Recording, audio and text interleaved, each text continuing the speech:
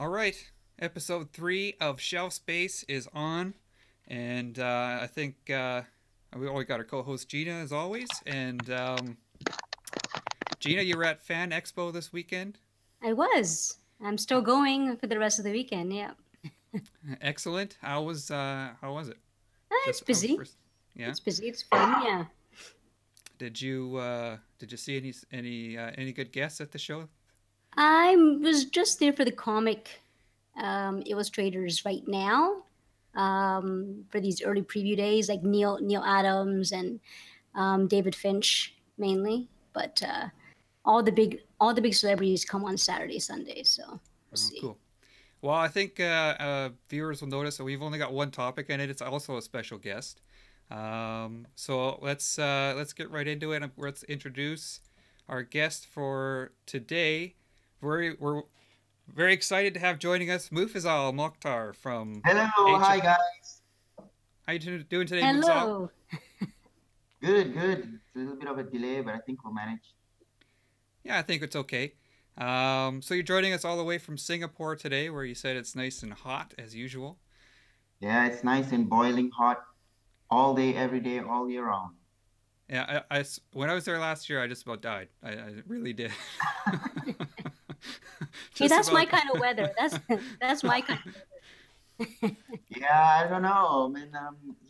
You kind of never get used to it. So you can see at the back here my oh, I guess you can't see, but I have a portable air con here Oh because yeah, I okay. can't take it.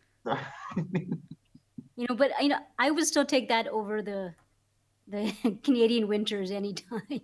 oh yes, yes, I guess Yeah, so. yeah, it can get bad here. But anyways, Mufizal is, as most people know, a sculptor in the industry, or kind of a superstar in the industry. Man, you've worked with a bunch of companies now, XM, HMO, of course, Royal Selangor, and you've done some other things around the industry. So we want to just kind of go through your career a little bit and start off with how you sort of got to be where you are now. So we'll let Gina kind of lead off here.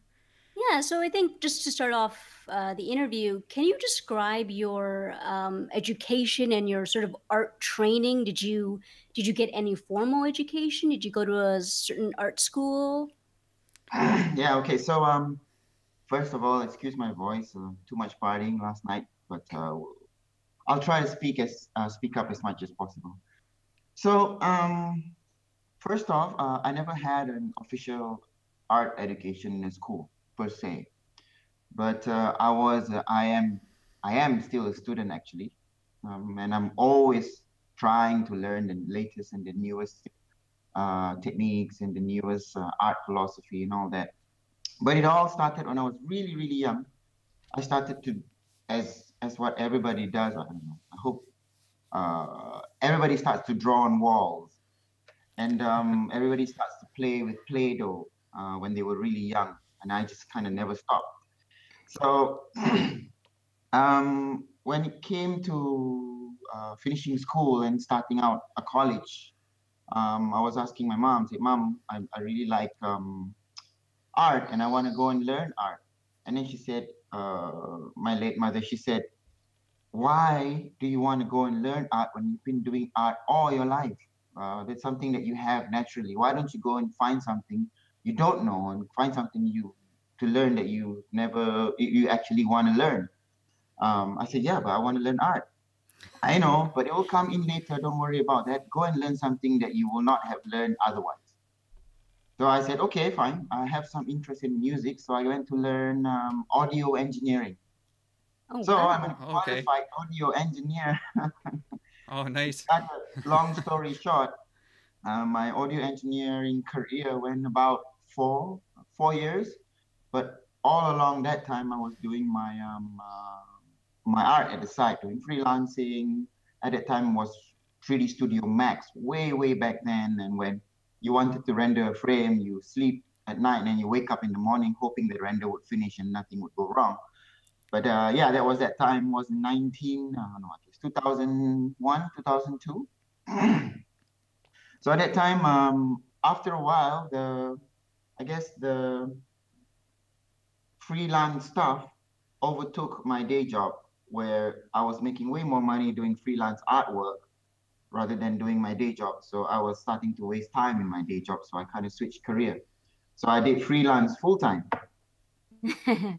So one day I walked into a store called Shock Toys. It's back in Malaysia. So Shock Toys is a company that sells well, statues. And I was looking, oh my God, what are these things?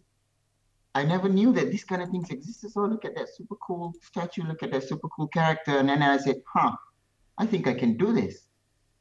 So I went back home and I tried it. I tried doing it. So I guess I started sculpting using Super Sculpey back then. It Okay. was really hard, but I did it anyway. And I guess the rest is history. Yeah, Wow. yeah. I was gonna ask you if you started with the digital stuff, or did you start with the traditional stuff? But I guess so. You started with clay. Yeah, I started with clay. I started with Super Sculpey. It was super hard to find in back in Kuala Lumpur. There was, I think, one store that sells it, and it's like an hour's drive away from the city. I had to go and buy it. And one block back in Malaysia was like, I don't know, 50 ringgit. I don't know how much is that I have no idea. but it's 50 ringgit. It's like quite a lot of money for me back then. So I kind of wasted it as well. I didn't waste it. I started learning. The other factor is also because I really like these statues and they're super expensive as well. And I was like, huh, if I can't afford it myself, I'll just try and do it myself. Well, that's a So good way to good approach. Yeah. So, like in your opinion, do you find that most sculptors in the industry sort of have a similar beginning in terms of they don't have formal training, that they sort of began just freelancing and well, I think it really depends because some of the artists are really professional artists. They go to art school and they learn traditional sculpting. They learn because I think no matter what, basic foundation and understanding of art is very important for you to do any sort of art because the art fundamentals are always the same. So people who went to art school get a boost and get like a head start in their professional career because they learn basic fundamentals. I think traditional art schools always have like a year of fundamentals. You learn color theory, art theory, composition, and all that. It's extremely important. But I really can't speak for them. I know a few people that didn't go to art school. I know a couple of some of my prodigies back home in Kuala Lumpur. They never went to art school. It all starts with passion. It all starts with the real interest to create something that draws them into this universe. so if you can turn back time, would you go to art school if you had a chance to do it over again? Or To be honest, I would probably not change the fact that I found the knowledge that I went to, like the audio engineering. I wouldn't go back time to erase that because I think in my career, because I am involved in many, many things, not only sculpture, but also entertainment like video games and doing video editing, video shooting. All this audio engineering stuff that I learned before came in very, very handy in the future because everything is sort of related together. I mean, if you want to do this chat, also you need to understand audio, you need to have a good mic, and you need to understand what feedback is. A simple thing like a feedback loop and stuff like that. So I wouldn't erase that. However, I would have probably find some time within that career to actually go to an art school to learn the basic fundamentals. However, I it's see. never too late. I can still go. I suppose. People always ask me if I'd go back to school or something to get a master's. I say, no way. I walked out and I was gone when I finished university. There's no way I'm going back. I actually went back to get my master's, but Oh, you're crazy. I it think, was yeah, but it wasn't. But I guess yeah, but I guess you're sort of a poster, sort of a poster artist for showing that you don't necessarily have to go to art school. I mean, you can be extremely successful and extremely good at exactly what you do without having to go through one single path of schooling. Right? You've Yeah, sort I of think proven so. that. Uh, well, I think it's also because of the age that we live in, because technology has made education very accessible to us. It's Right. really about, if you really, really want it, you'll find it and you'll get it. Some people get the privilege to go to art school, but they don't have any interest. In the end, they just waste time anyway. That's Uh, true. nothing will come of it. Like for me, in when I was in primary school, I was a lazy, lazy student. I didn't do my homework. I didn't do anything the teacher told me to do. I wasn't paying attention in school. So in the end, I learned way more watching YouTube videos. I learned way more learning the things that I want to learn. However, because you go to school, they drill you with all the curriculums, they drill you with everything. It kind of gets subconsciously stuck in your mind anyway. So there are benefits, there are pros and there are cons. Cool. So let's talk about how you kind of launched your career. Do you remember your first paid sculpting gig? Oh, yes, I do. It sounds like it went real well. Well, actually, my first ever commission sculpture was by XM Studios. Well, the boys in Really? XM before that, Oh, okay, okay. before they were XM. So funny story as well is because I was all this sculpting career in the collectibles industry was more of a side thing in the beginning. So I was a professional uh, games developer. So I make video games for a living for the last 15 years. That was my day job. That was paying the bills. But I moved to Singapore because of Ubisoft opened up in Singapore and they wanted me to come over, so I came over. So again, I was walking around in the city on a weekend. I didn't know what to do, so I walked around and I went to Bras Basah complex.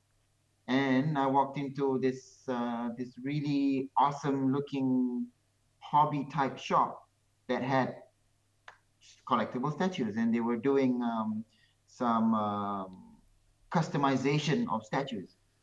You would say like that back then. So I had a conversation with them, and I showed them my portfolio, and they said, "Hey, why don't you do something for us?" I said, "Seriously? You really want me to do something for you?" "Yeah, yeah, do it. Sure, no problem, do it." I was like, I had no idea how to do it. I had no idea how to make a full-on sculpture. I had no idea how to cast. I said, "Yeah, sure, let's do it, man. Yeah. Let's figure it out. Let's do it." Hey, so, sometimes you just gotta jump right in, right? Yeah, yeah. So I think I like those kind of projects because it kind of forces you to learn. Yep. Because you're under pressure to deliver and you're like, oh crap, I really need to figure out how to do this. Because otherwise, you wouldn't have figured it out yourself. Say, "Ah, I'll do it tomorrow, I'll figure it out later, I'll find out something to do later." So that was my out. So I was working closely with Sang and I was working with Brian. We were trying to figure out things, and then it was really harsh with feedback, but it was really helpful. In the end, I came up with the very first commissioned Captain America. Till today, I looked at it back and I like, oh my god, that's so cringy. But but I was really proud of it because we finished it. Yeah. We started it with going in with almost zero understanding of how to do it, but we finished it in the end. We casted it, we painted it, and it became like a real statue. I still have it somewhere, but yeah, I guess you can find the picture later. You can put it on the link Yeah, well, below. I'll try and find it. Yeah. Uh, Cool. but after that, I think a few years passed. We were still doing a few projects together, and then they finally got their license. And then they said, "Hey, Jai, since we've been working together, why don't you do something for us?" I said, "Sure. What do you want me to do?" Captain America, because it was the statue that I did for them. So it just comes full Yep. circle right back to Captain Yes, America exactly. again. So by that time already, I was telling them, "Oh, guys, I think this traditional thing is really cool, but I think this digital thing is catching on really quickly, and we should really get into it." So and then say, "Yeah, okay, let's do some digital sculpting. Let's try." So we did again, going in with knowing nothing at all how to do digital printing and stuff like that, but we did it. and we came up together with XM. We came up with our very first product. Okay, Wow. so So of that course, Captain, sorry, what? sorry, that Captain America was your first digital sculpt? Yes, That, really? yes. Holy cow. That's pretty good one for your. Yeah, but again, I was doing 3D Studio Max and digital Okay, rendering okay. from way back. So I had, and of course, I was working in the games industry, so I know a lot about digital modeling and 3D software packages and stuff like that. So that kind of leads to our next question. What sort of computer system do you need or do you require to do these professional renders? Are you a PC guy, an Apple? Okay, so as much as I love Apple and their product, to do this kind of work that I do, you really need a powerhouse. Um, Talking in a little bit more computer science tech is I've maxed out my memory, so I'm running 128 gigabytes worth of memory in my computer. Sweet. Because the software that I'm using, which is called ZBrush, doesn't run on graphic cards. It runs on memory and it runs on processing power. So I Okay. really need to max out that, and PC allows you to do that. So yeah, I run a very hot computer, like literally. And also, once you started getting these big commissions and started working professionally, what do you think is the biggest misconceptions that we as collectors have about professional sculptors? What do we miss? What's the biggest misconception that we may have? I think the biggest, well, I'm not speaking, I'm not trying to generalize, but I think common misconception is that it's digital sculpting, especially, is easy compared to traditional sculpting. I think the Yes. biggest misconception it comes between traditional sculpting and digital sculpting. A lot of people think that digital sculpting is sort of automatic, like Right. kind of get a ball and then you put an eye on, put a mouth on, and then Yeah. done. So some commissioners come to me and say like, "Hey, Mr. Mufizal, I want to create this thing. You're doing digital, right? Can we do it in a week?" I said, "No, thanks." Because Yeah. I think digital sculpting or traditional sculpting, there's not much difference at all between the two because they are just tools. It's like you telling me, do you prefer writing with a red pen or do you prefer writing with a blue pen? They're different, but they're exactly the same tool. What's important is how you write and what are your skills. Do you understand how to write English or do you know how to only write Malay? So it's your knowledge of how to use the pen is more important than the tool itself. Yeah, I think a lot of people just sort of expect that you do your model. Anybody can just walk in, do a model, click print, and boom, out pops a statue, Oh right? yeah, yeah, Um, printing. That's so when another you thing. when you print it, I mean, there's still a lot of work left to do, right? Correct. It's almost like um, so printing. A lot of people think like what you were saying, Chris, is that people think that printing is like your normal paper printer. It's like, oh, I've drawn something on Photoshop, I'm gonna print it. We're not there yet. We're almost there, but we're not there yet. Printing is still a very manual process. You gotta like I have an example here actually. So I don't know whether you guys can Okay. see it. Yeah, I can see that. Yeah. Looks like a So ball sack chin. this was definitely not Yeah. what do you call it? Pre-scripted at all. I just had Yeah. it.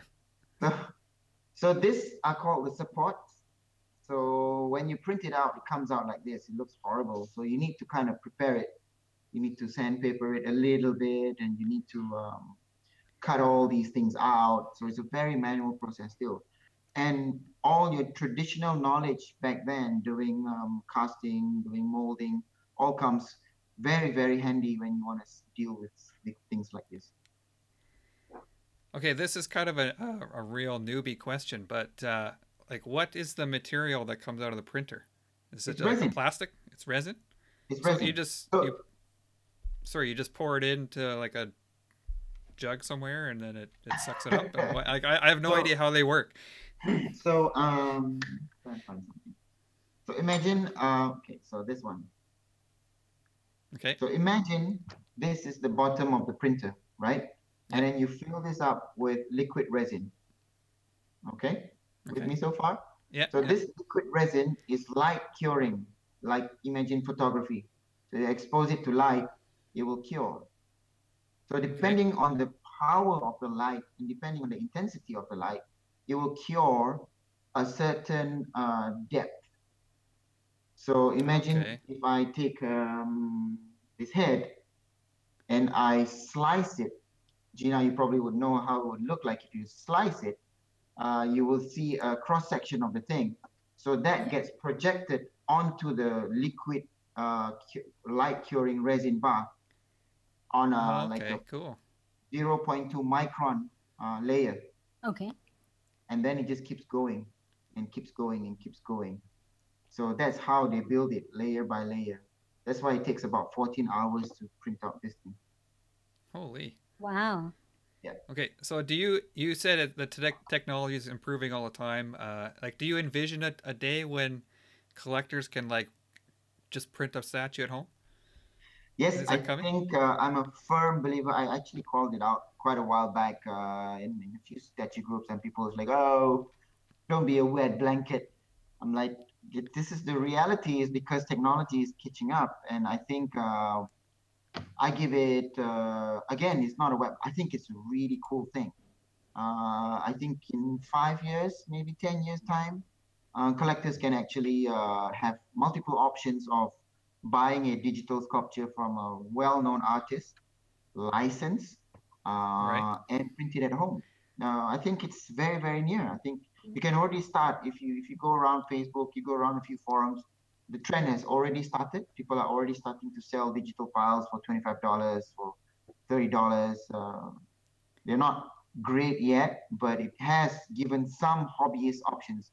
So I wouldn't say that it will phase out the collectibles industry. I think it will expand it. When when the digital printing and when 3D sculpting came in, a lot of the hobbyists, the people who used to build garage kits, kind Mm-hmm. of slowly phased out a little bit because all these new projects are so much more accessible to them rather than building garage keys. They actually just go and ask somebody to go and build it for them. But I think in the future that's going to come back in a big way, where these kit builders, people who will go and buy $300, $400 printers, they can go and buy a digital file and print it out, and they can have a little bit of fun sanding and putting things together, trying to paint. But in the end, I think you will still want that beautifully crafted, professionally done statue by HMO in your house. Yeah, probably. I don't think it'll go away entirely. No. Yeah, I don't think so Um, either. I mean, I could see people buying digital files for maybe portraits, or maybe they want an extra accessory, maybe an extra weapon that they want to print out themselves. So they're really customizing All and right. already professionally printed statues. So they've already just they might want to add an extra portrait, an Yeah. extra weapon, and But sort of add their own touch to it. correct. But the quality heavily depends on the skill of the hobbyist. Right. so I thought I saw a couple years ago that there was a color digital printer or 3D printer. Sorry, Yeah. Yeah. those It's the exist. same. Correct. Yeah. It's the same principle. They still print layer by layer, but it's just that each layer is more colored and it's using a different technology. There are multiple 3D printing technology out there. Some of them can print color, but again, the quality is not there yet because that's what digital is. Actually, digital always plays catch up to analog. You see it in CD players back then, and you see it in DVD players back then. They're trying to catch up to the quality of the analog and trying to get as close as possible to analog tech. So I think 3D printing is still a way off in terms of really making it look like a handcrafted piece. But it's getting there. Cool. So you mentioned how you kind of came to meet the XM guys by kind of by fluke almost, just walking through their store, Hey, right? So that was that sort of your first big or first company that you started working for, collectible company? Was XM? yes, actually, that Yep. was XM was my door opener, I would say. I'm just gonna throw up some of the your first pieces. You said the Captain America was your first one. Yes. I've got Daredevil there, and I've got Black Widow there. Hmm. So I mean, you really helped XM kind of get their start. Like you sculpted a lot of their early pieces, right? Yeah, I think it was a symbiotic relationship. I think we helped each other because I really wanted to break into the industry, and they were starting up, and we thought like, okay, based on both experience, because the XM boys had a lot of experience before they became XM Studios. Multiple years of experience of fixing, repairing, customizing statues, and doing a lot of those kind of projects. So I think I came in with a lot of digital knowledge, understanding of where the future is going. Makes Hi, Safara. Hello. Hello.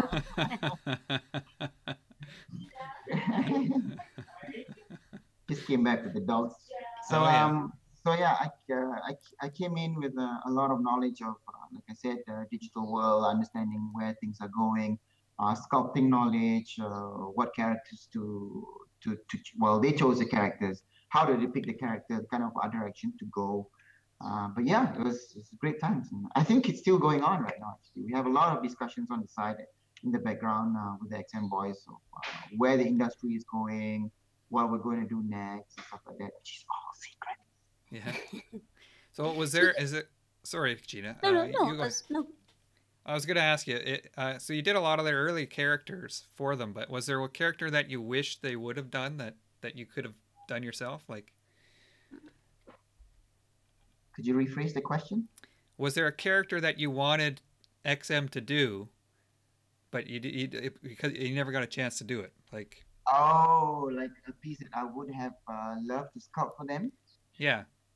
Hmm, there's a lot. But for me, I really like the female form. I think they have a lot of challenge when we want to sculpt them. So I think some of the characters that I really wanted to do was actually the invisible girl from Fantastic Four, Oh, okay. Yeah. Okay. Uh, Sue Storm, right? yeah. So Yeah. I'd like to see someone do the whole team. Right, to be honest. yeah, so I really like characters that I don't know. There's something about Sue Storm that I really like, but still, those I nobody could do it. Hmm. So that's why we actually wanted to do it early on. We wanted to do the whole Fantastic Four. We had the full presentation. We already did all the designs and stuff like that, and I was really excited about it. And then they said, "Oh, sorry, we can't Yeah. do it Sorry. because of licensing and stuff like that." And then and then Oh, they asked me, "What else would you like to do?" I said, "I like Black Widow. Let's do Black Widow." So we did Black Widow. Yeah, that's a fan favorite for sure. That one. it is. It is. I was going to ask of the three statues that Chris was just showing, the Captain America, the first Captain America, Daredevil, and Black Widow. Which one had the biggest challenge? Is it the Captain America that, as you were sort of mentioning earlier on, just getting it off the ground? Was it Captain America? Actually, coming back to what I said earlier, is that I think the most challenging of the three is Black Widow. Oh, Black Widow. Okay. Yeah, it's because sorry, there's somebody at the door. Sorry, excuse me. It's okay.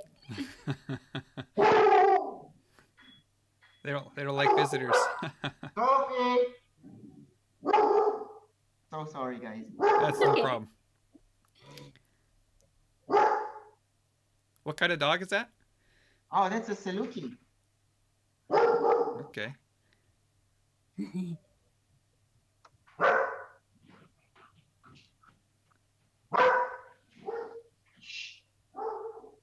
Okay. We might want to take. Are we still live? We are still Yeah. live, aren't we? Yeah. It's okay. It's a yeah. It's okay. Don't worry. That's okay. Yeah. Okay. That's life. So, Life happens. yeah. So I Yeah. was saying the most challenging piece was actually Black Widow. The reason is because what you think a beautiful girl is, Chris, is very different from what I think a beautiful girl is. Same with you, Gina. I think Uh-huh. you have a very different mindset of what a beautiful girl is Sure. and compared to us. So I think that's where the challenge comes in, is trying to make a face or a body or a shape of a person that is universally liked. So there's certain Yeah. formula that can be implemented to make the female form more appealing to all everybody.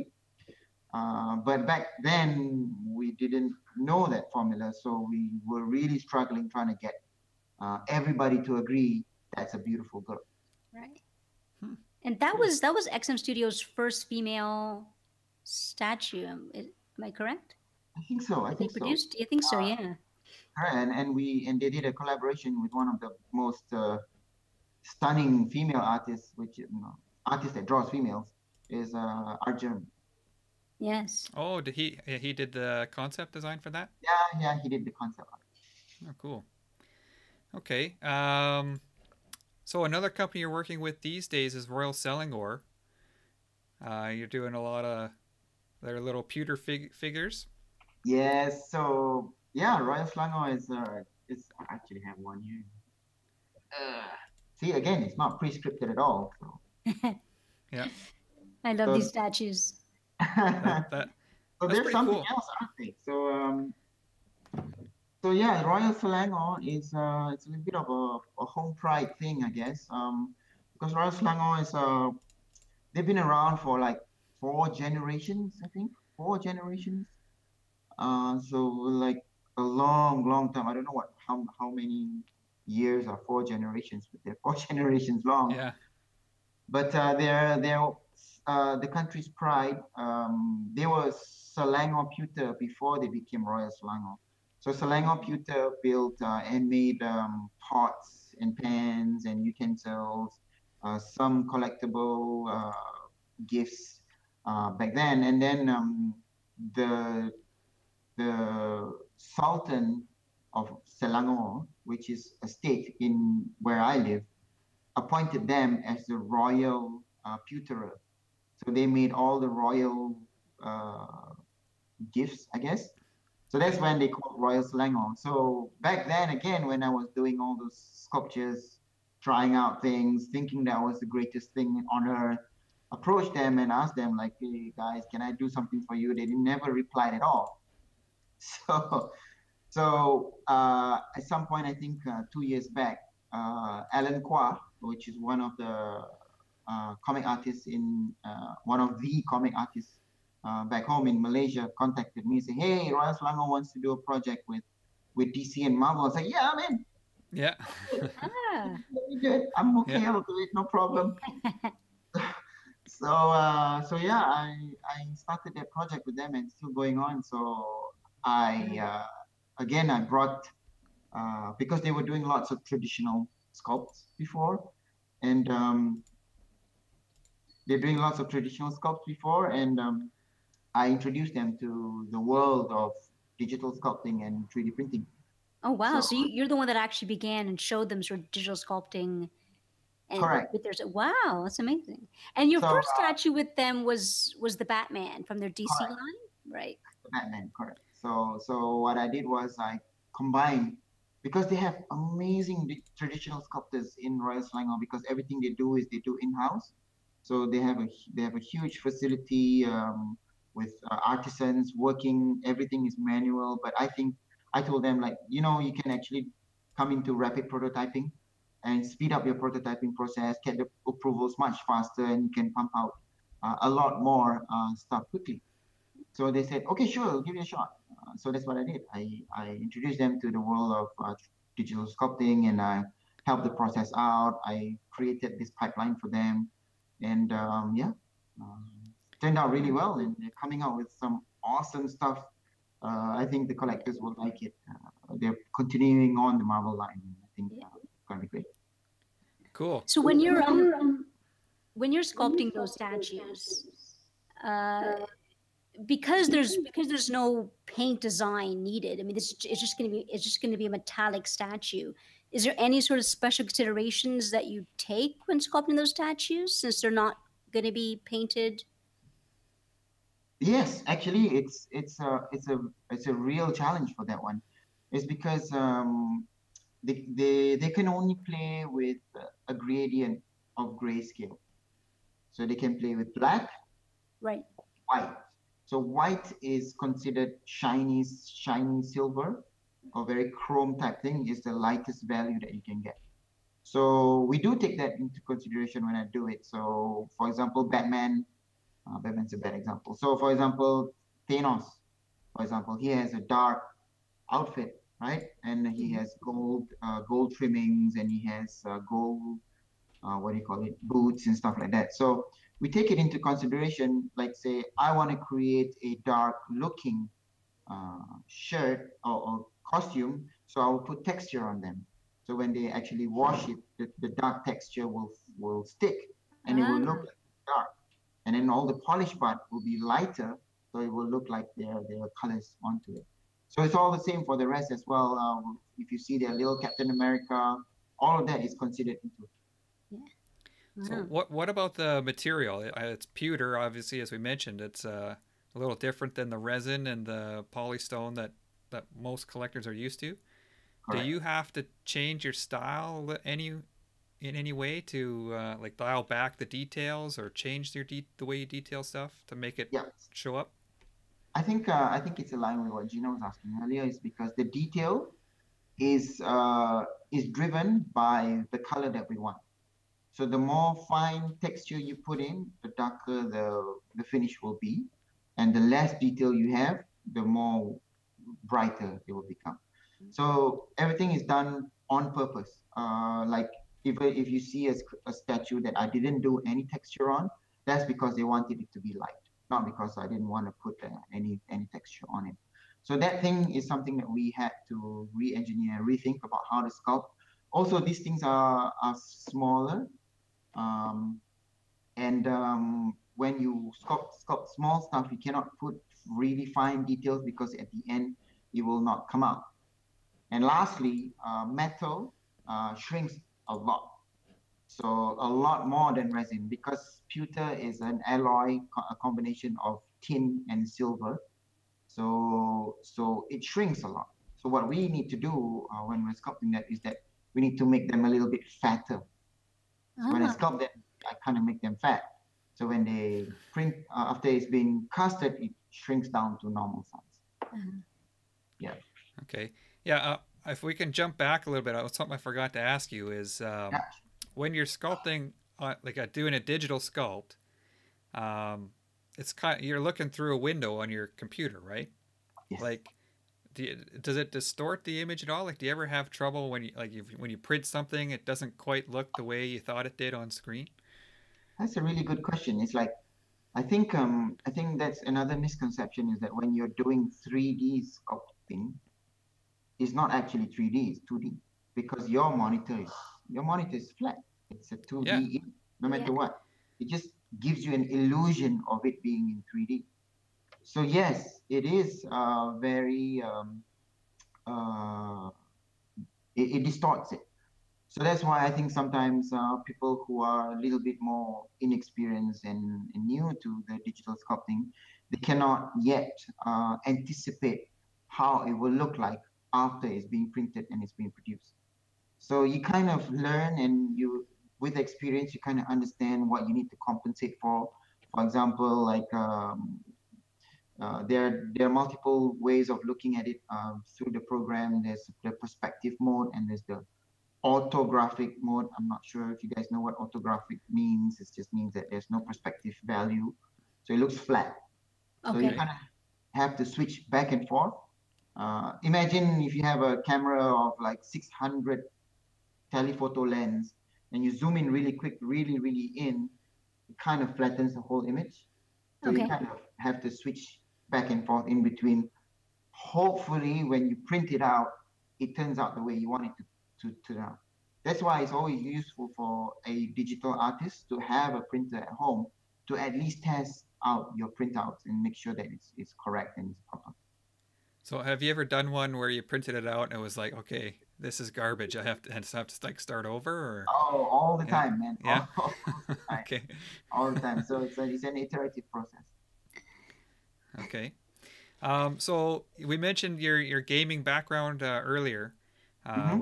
with Ubisoft, and I just kind of can you just kind of describe your role with them? Like, you were the art director there, or Yes. did you, so can you So a explain person, what that is? I'll be honest, I don't know what that means. What right, was your role? right. Okay. So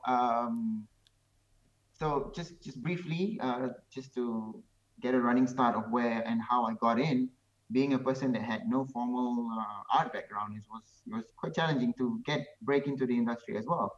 But I was perseverance piece off, I guess.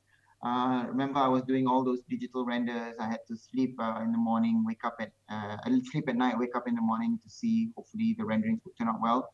So that kind of knowledge kind of got me into the industry where I sort of just brute force my way in. It's like, here's my portfolio. It's not good enough. Okay, here it is again. It's not good enough. Okay, what did I do wrong in the test? It's like, oh, you didn't do this. Okay, let me do it again. So I did it a couple of times, I think two, three times, and I got into the industry as a environment artist, so a person that builds the environment. For example, this was back when it was PlayStation 2 and the Game Boy Advance time. So I was doing, Okay, Wow. Okay. That's so I was way also back. doing pixel painting. So I was painting every single pixel to make the characters. I learned that. So that was when my career in gaming started. I started as an environment artist, person who builds environment, character artist, person who models the character out, a rigging artist, a person who actually puts animation. Imagine animatronics. Okay. Uh, there's a metal skeleton inside, right? hmm Imagine a digital version of that. So Okay. that's a rigger. And then I moved on to texturing, a person who paints the colors onto the models. And then I moved on to all sorts of other part. When I've gone through all of that, and I kind of learned as I was doing the job, then I became a lead artist, a person that then translates the art director's vision to the staff members on how to make sure that you deliver a good product. So after that, when I came to Ubisoft, I already had all that knowledge and I became an art director. So an art director is a person who directs art. It's a person who sells a dream. For example, Ubisoft comes to me and says like, okay, we're going to create this next game. It's using the Assassin's Creed brand.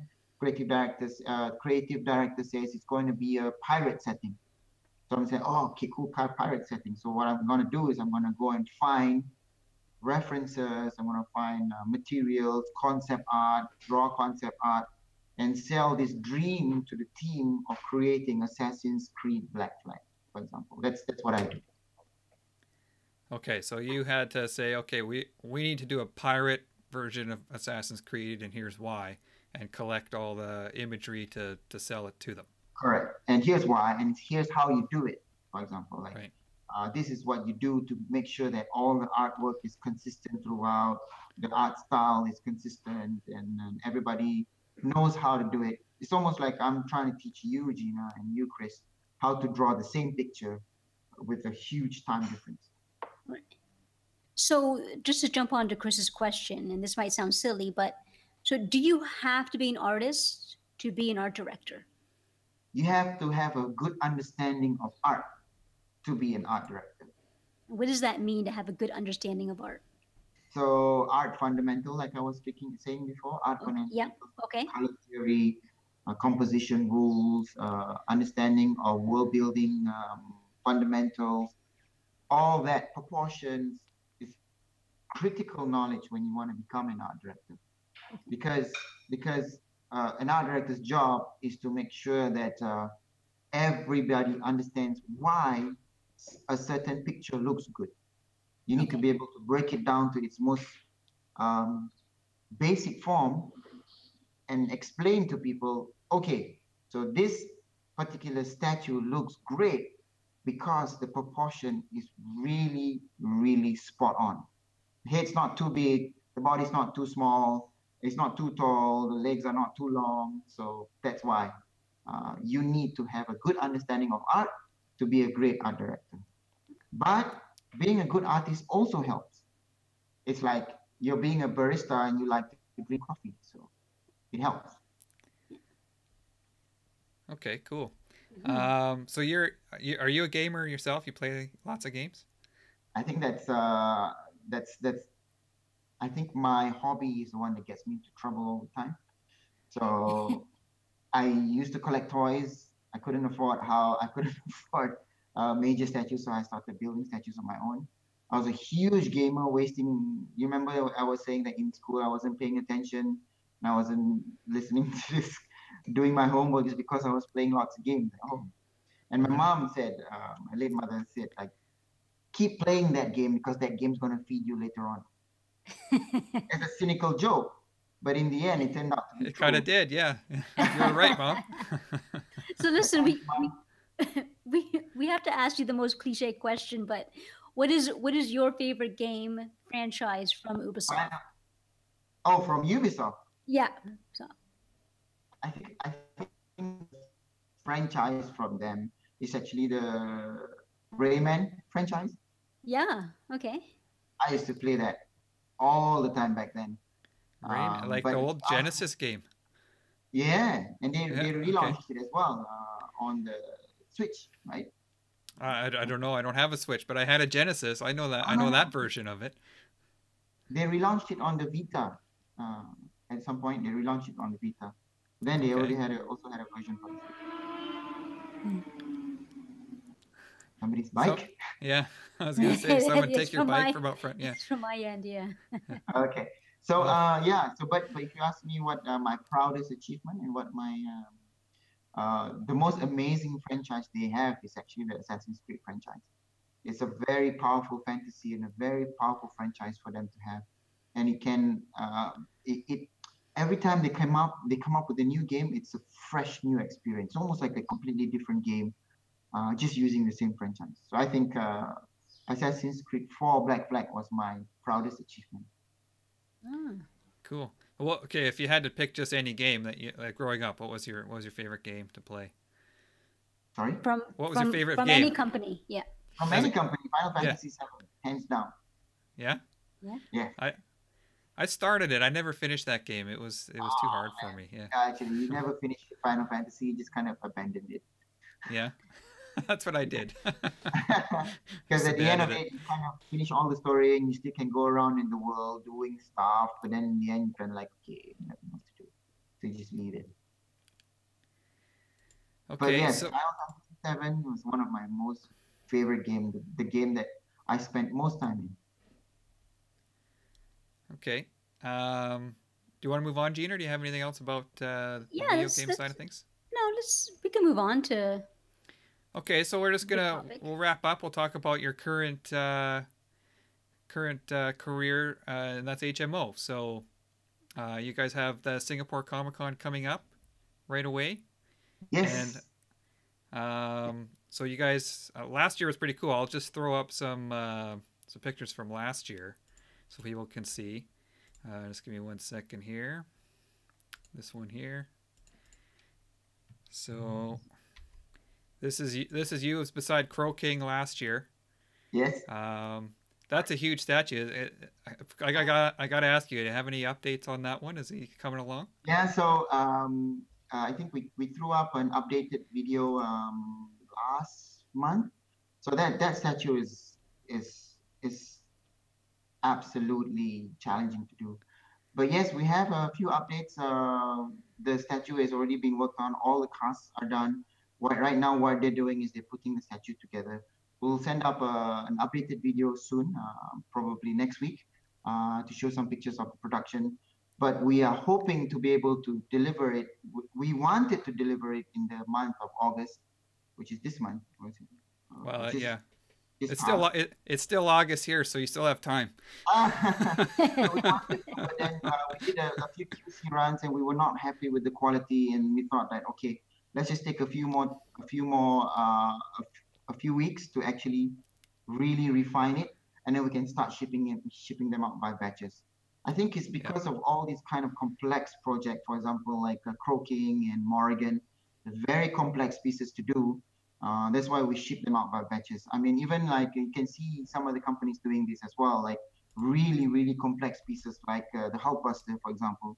They are also shipping out by batches because the QC is critical, and collectors are less and less forgivable about quality checks and passing Yes. by stuff that not supposed to pass by. So we actually said, it's okay, we'll take a little bit more time and we'll try and explain to the collectors about this quality control process. Well, I mean, I think that makes sense. I think as a collector, I'd rather wait longer for a statue and make sure that it goes through the proper QC checks, right? And so I think it makes perfect sense. I think it's a fine balance between the two.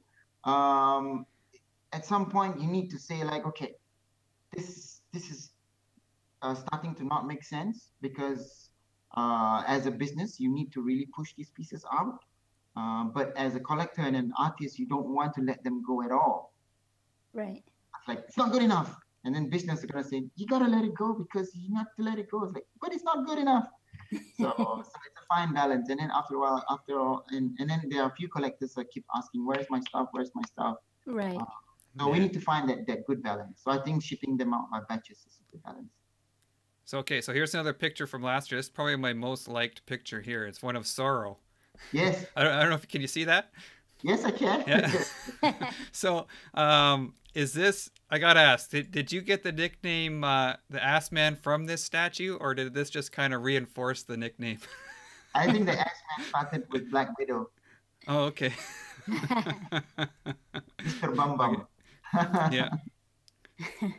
So I'm just gonna throw up some of all your projects from HMO, or most of them here. You didn't sculpt all of them, but you've done most of them yourself, right? Yeah, I think of all the pictures you have up there, the only one that I didn't sculpt was the base for Dante and the Legends of Kage. The rest I did it. Right. Oh, wow. Yeah. Yeah. And then the only one other that I can think of you didn't do was Nariko. Nariko, right? yeah. Nariko was done by the super talented Martin Agustasimi, which is with XM now. But yeah, the rest of it, most of the stuff because HMO is a company I founded, and I run a very tight shift on the quality of the statues and the design and stuff like that. So I try to have a hand in most of the design, and because that's why I created HMO in the first place, is because I wanted to share with the world my art pieces. So as one of the founders of HMO, what was one of the most unexpected challenges of getting that company started? Something that you didn't expect that just Right. So I think the one of the most unexpected challenge is the back end of everything. okay.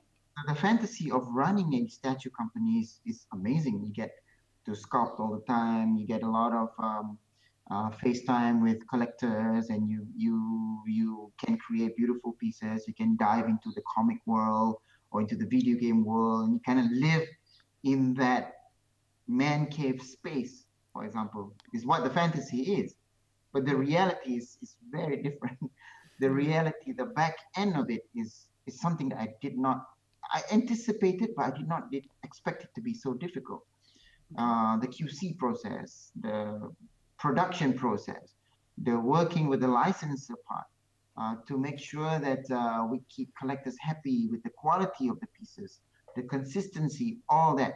The customer service was a huge challenge. I because bet. Yeah. because as an artist, you deal with the client, and the Yeah. client could be 5, 10, 20 people. But as a person that sells collectible statues to the community, you deal with 750 people, individual people. Like collector A is very different than collector B. And your customer service officer needs to understand this. And it needs to be on a personal level. It's because collectors are special people, because they are not consumers per se. They are artists at heart collecting art pieces. I like that. Yeah. and everybody has an individual personality. So customer service is huge challenge. Cool. That's very well put. So, as I said, we mentioned last year at STGCC, you guys had a pretty good show. So this year, do you have any teasers you can share with us? Any new pieces you're going to be showing? Well, my marketing director runs a tight shift as well. So Yeah. if you know how we market ourselves, we are quite secretive about our art pieces. We try not to show any um, things that we feel is not good enough to show yet. So I think we're on the first right now, so I have like a couple of days left to just finalize everything. Hopefully, everything will go well. But yes, we have three new pieces to show. I can already tell you what these pieces are. It's going to be the Warhammer statue that we've been working on for a year already. Mm-hmm. And then it's going to be two of our SNK characters, which is Iori and mine. So we'll be Okay. showcasing them this year. Hopefully, people will like it. Hopefully, it's going to be able to live up to expectations of Morgan, especially on mine. So I'm hoping that we can take the magic from Morgan and putting it into mine. Now, one of the cool things about Morgan was the eyes, the glass eyes. Are you going to be using that on any future pieces? Yes, I think we solidified and actually that's the challenge for Morgan.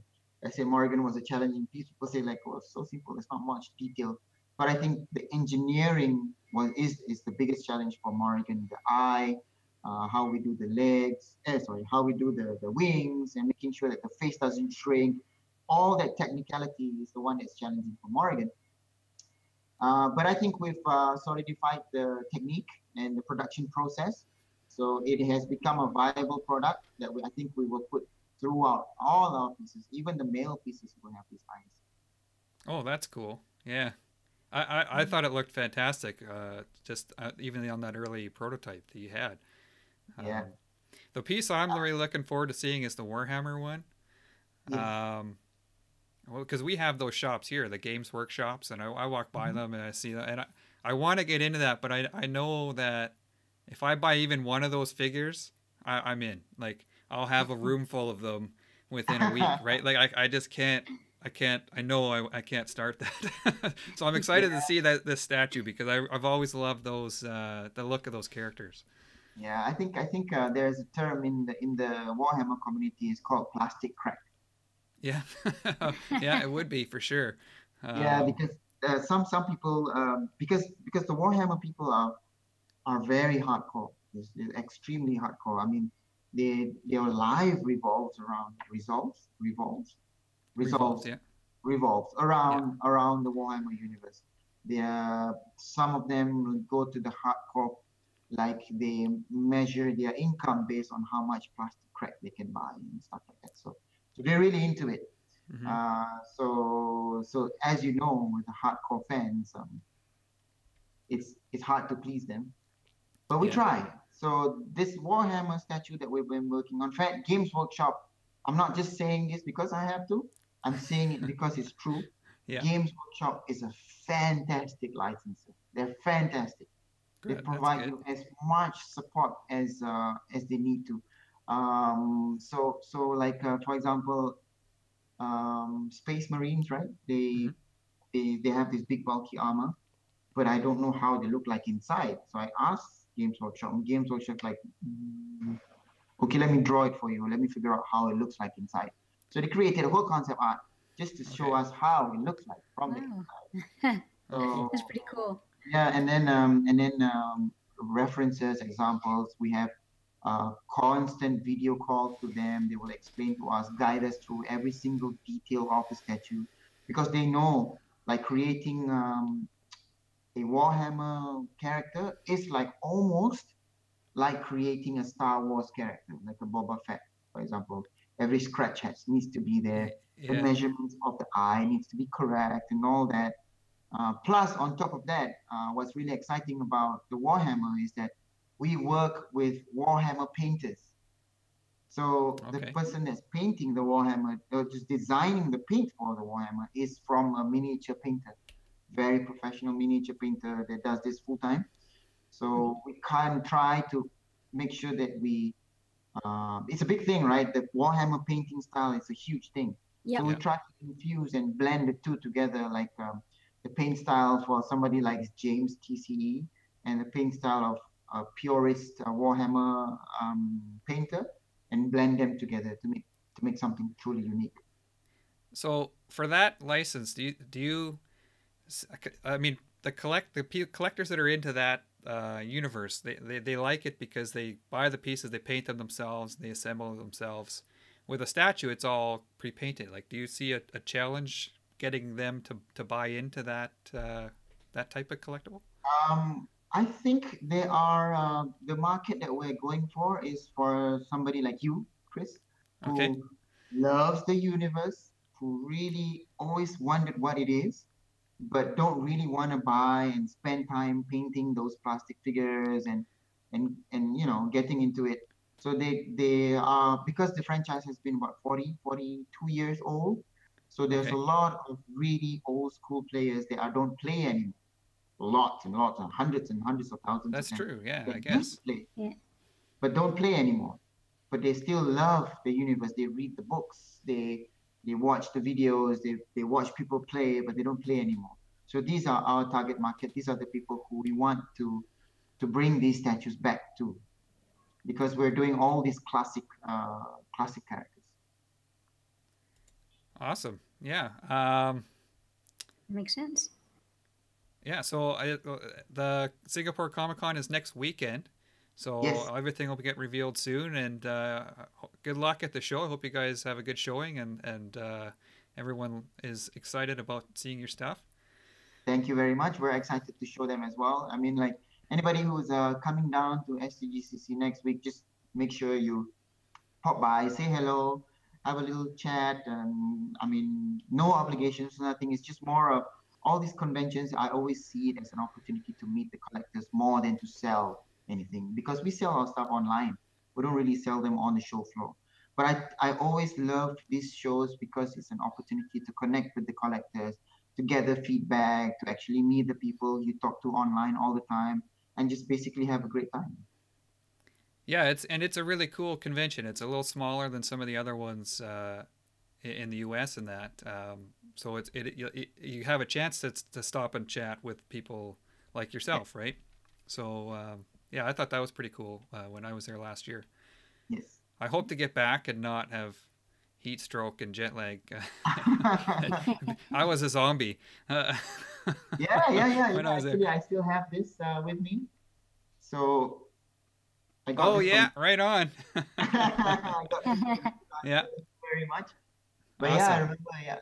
Yeah, it's a really cool. So I think that's also another thing about SGCC is that it brings people from very far away that would have never come to this part of the world, Yeah. comes here and just to Yeah. check out the stuff. And then some people end up hating the weather. Some people end up loving the people. So Yeah. excuse me.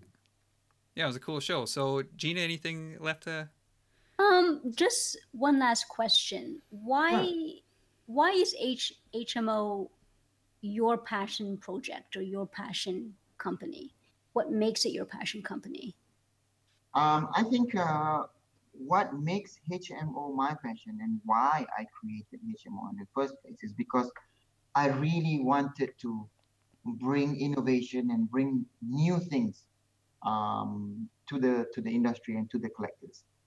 Because making a painted resin is no longer enough.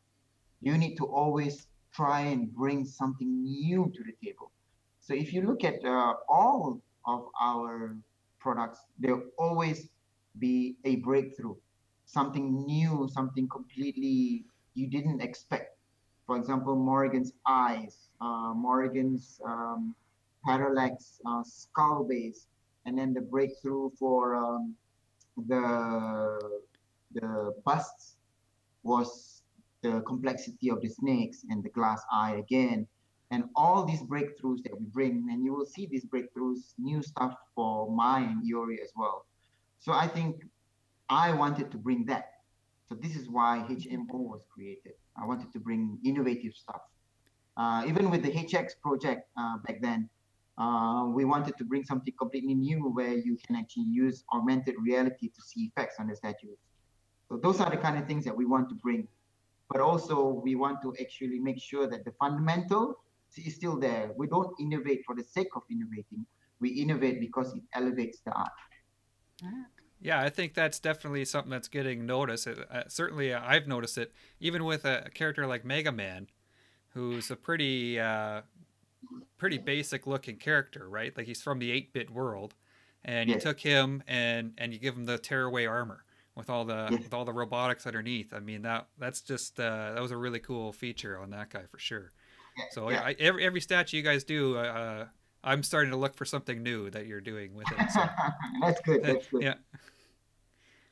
Okay, so I think that's it. So I just want to thank you for taking the time to join us today, and I had a really good chat with you. So again, good luck at Singapore Comic Con, and good Yeah. luck with HMO in the future. Thank you, guys. Thank you, Shelf Space, for having me. It was really great chatting, and thank you again for all your time and all the viewers. Thank you so much for your time as well. Thank you. Thank you so much for coming on. Okay. Bye.